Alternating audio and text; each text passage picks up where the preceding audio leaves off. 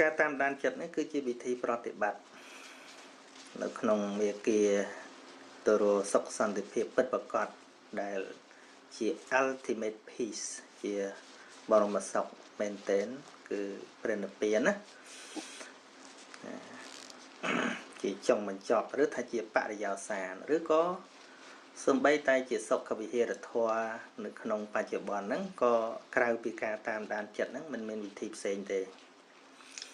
ពីព្រោះអីបានជាត្រូវតាមដានចិត្តបញ្ហាទាំងអស់គឺបង្កើតដោយចិត្តនឹងឯងអត់មានចិត្តអត់មានបញ្ហាអីទេក្នុងโลกនេះឧទាហរណ៍ដូច Coronavirus ដែលកំពុងតែ spread ដែលជាប្រភេទនៃ pandemic រោគរាតត្បាតជុំវិញពិភពលោករាល់ថ្ងៃហ្នឹងភាពភ័យខ្លាចភ័យព្រួយទាំងអស់ហ្នឹងវាកើតចំពោះតែអ្នកមានចិត្តតា Coronavirus មានបានទៅបំភ័យដុំថ្មឯណា Coronavirus មិនបានទៅបំភ័យដើមឈើឯណាអត់ទេសង្គ្រាមក៏ដោយអីក៏ដោយជាពាក់លុយគេក៏ដោយអត់មានចិត្តមានអីពិបាកទៅចងកអត់ទេបំណុលវាជារូបប៉ុន្តែចិត្តហ្នឹងវាពិបាកចឹងហើយទៅត្រូវដោះស្រាយបញ្ហាផ្លូវចិត្តហ្នឹងជាចម្បងចឹងបានដើមបំផុតនៃខុទ្ទកនិកាយធម្មបទអង្គត្រាស់ថាមโนពុពេងកមេធម្មាមโนសេដ្ឋាមโนមយាមនសាជេបតុថេនៈភេសតិវេករោតិវេនឹងធัวទាំងឡាយមានន័យថារឿងទាំងអស់របស់ទាំងអស់នៅក្នុងពិភពលោកហ្នឹងគឺចិត្តហ្នឹងវាជាមេរឿងជាមេបញ្ហាហ្នឹងហើយបើចិត្តគិតត្រូវនិយាយក៏ត្រូវធ្វើក៏ត្រូវណាបើចិត្តវាមានដំណើរការល្អហើយបើចិត្តវាខុសចិត្តអាក្រក់និយាយមកក៏អាក្រក់ធ្វើក៏អាក្រក់អត់ចិត្តវាចេះតែធ្វើអាក្រក់ដូចចោលប្លន់រាល់ថ្ងៃហ្នឹងអត់ចិត្តចេះតែប្លន់កើតអត់ណាមកគាថាទៀតបន្ទាប់គ្នាហ្នឹងបងថាមโนពុពេងកមេធម្មាមโนសេដ្ឋាមโนមយាមនសាជេបសន្នេនៈភាសតិវាករោតិវាតតោណੰសុខមនវេតៈឆាយាវៈអនុបាយនីហ្នឹងរឿងទាំងអស់ចិត្តហ្នឹងប្រធានទាំងអស់មិញប្រធាននាំទៅរកទុកមិញហ្នឹងណាមុនមិញតែចិត្តគិតខុសនិយាយខុសធ្វើខុសវានាំទៅរកសេចក្តីទុកដូចកង់រទេះដែលវិលតាមជើងគោជានិច្ចចឹងអំពើអាក្រក់របស់មនុស្សហ្នឹងវិលតាមមនុស្សហ្នឹងដល់ចិត្តគិតល្អវិញចិត្តគិតត្រូវចិត្តភ្លឺស្វាងចិត្តមានពន្លឺចិត្តមានបញ្ញាគិតទៅត្រូវនិយាយទៅត្រូវធ្វើទៅត្រូវដល់ទៅនិយាយត្រូវធ្វើត្រូវហើយសេចក្តីសុខហ្នឹងវាជាប់តាមបុគ្គលអ្នកធ្វើហ្នឹងដូចជាស្រមោលអន្តោតាមប្រាណឃើញទេអញ្ចឹងវាមកពីចិត្តអញ្ចឹងបើមិនដោះស្រាយផ្លូវចិត្តបើមិនបង្រៀនចិត្តបើមិនហាត់ចិត្តវាមិនអាចទៅបង្កើតសម្ដីត្រូវនិងអំពើត្រូវបានទេសកម្មភាពត្រូវបានទេអញ្ចឹងនៅលើចិត្តជាម៉ាស៊ីនរូបរាងកាយយើងហ្នឹងដូចជាឡានអញ្ចឹងចិត្តដូចជាថាកង់ឡានអញ្ចឹងរៀនបើកបរគេមិនបរៀនឡានទេគេបង្រៀនថាកង់ទៅតែកង់ឡានអ្នកបើកបរ driver ទៅចឹងរូបរាងកាយនេះចិត្តជាអ្នកបររូបរាងកាយហ្នឹងអញ្ចឹងឲ្យបានត្រូវបង្រៀនចិត្ត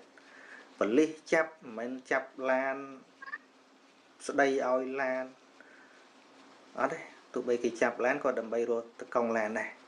ឃើញទេអញ្ចឹងពិន័យក៏ពិន័យទៅកង់ឡានមានទោសក៏មានទោសទៅកង់ឡានត្រូវមាន license ក៏រឿងទៅកង់ឡានដែរដូចគ្នាដែរក្នុងរាងកាយមនុស្សយើងដូចគ្នាចឹងដែរបង្រៀនក៏ត្រូវបង្រៀនចិត្តអប់រំចិត្តតាមដានចិត្ត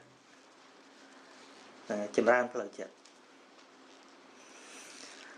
រូបរាងកាយនេះมันអាចធ្វើឲ្យមនុស្សคล้ายទៅជាបណ្ឌិតឬក៏ជាមនុស្សត្រឹមត្រូវដោយសារទៅកែខៃរាងកាយនឹងមិនកើតទេនៅក្នុង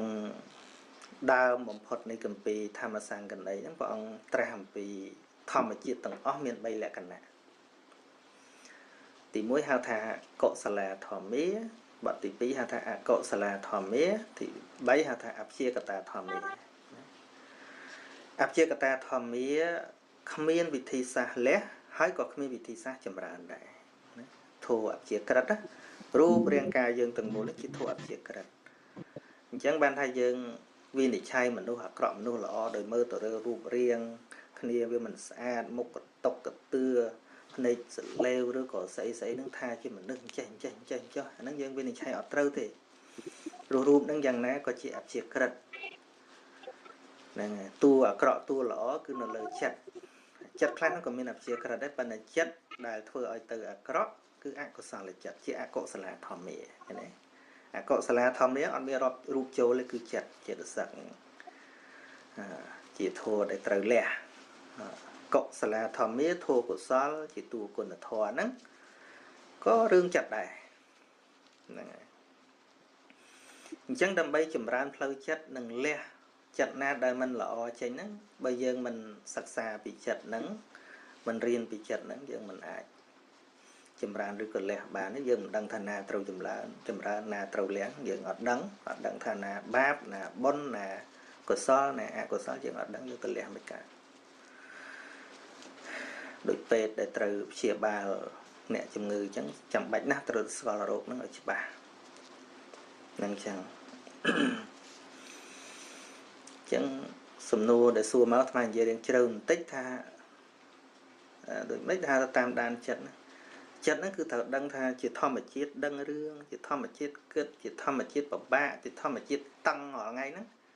ហើយចិត្តដែលត្រូវតាមដានមិនមែនជាចិត្តអ្នកដទៃគឺចិត្តដែលកើតនឹងរាងកាយរបស់អ្នកសួរហ្នឹងហើយប៉ុន្តែមនុស្សយើងរាល់ថ្ងៃយើងភ្លេចតាមដានចិត្តខ្លួនឯងអញ្ចឹងបានជាពិបាកចិត្តតែពិបាកចិត្តគឺមិនដែលតាមដានចិត្តទេមនុស្សពិបាកចិត្តមនុស្សថប់ធុញថប់មនុស្សពិបាកមនុស្សខឹងច្រើនមនុស្សនិយាយរួមទៅរស់នៅវាអបសុកអីហ្នឹងសើមនុស្សមិនដែលតាមដានចិត្តទេមនុស្សមិនដែលស្គាល់ចិត្តខ្លួនឯងទេតែធ្វើអ្វីដើម្បីសប្បាយចិត្តតែមិនស្គាល់ចិត្តធ្វើអ្វីដើម្បីតម្រូវចិត្តធ្វើអញ្ចឹងមិនត្រូវចិត្តអញទេអញមិនត្រូវចិត្តសោះអញមិនចូលចិត្តសោះមនុស្សចឹងចេះនិយាយចឹងដែរខំធ្វើនេះធ្វើនោះខំរៀនសូត្រខំទៅធ្វើការខំតាក់ទងមនុស្សល្អដើម្បីឲ្យត្រូវចិត្តប៉ុន្តែពិតអត់ស្គាល់ចិត្តហ្នឹងហើយត្រូវខ្លួនឯងបិឆោតចិត្តវាម្ដងវាចង់នេះទៅម្ដងវាចង់នោះទៅម្ដងវាចង់នេះទៅហើយច្រឡំថាស្មានតែអញនឹងអ្នកបានតែពិតចិត្តអ្នកបជាសោះហើយតតែបុគ្គលស្គាល់ចិត្តនឹងច្បាស់មានសតិជាគ្រឿងឃុំក្រងហើយ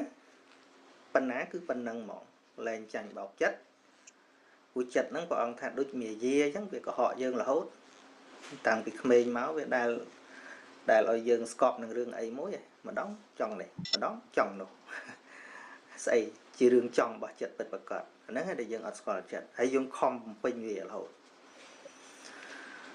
ហ្នឹងហើយដល់មនុស្សដែលស្គាល់ចិត្តពិតប្រាកដ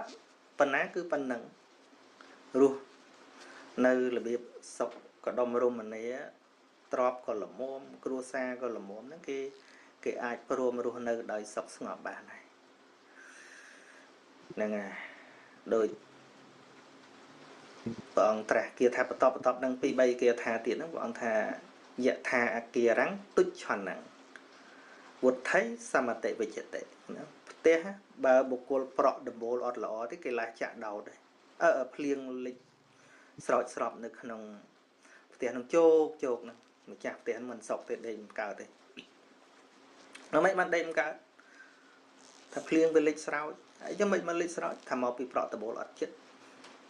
វាមិនមែនរឿងភ្លៀងទេគឺរឿងដែលយើងមិនបានប្រក់ដំបូលហ្នឹងឲ្យចិត្តហ្នឹងហើយដំបូលហ្នឹងដូចចិត្តអញ្ចឹងណាចិត្តហ្នឹងអញ្ចឹងហើយមកវគ្គទៅទៀតទៅព្រះអង្គថាយថាអគារੰសុច្ឆនੰវុទ្ធិអ្នកសមតិវិជ្ជតិរីឯផ្ទះដែលបុគ្គលណាប្រក់ព្រំបានល្អហើយភ្លៀងវាលិចអត់កើតទេ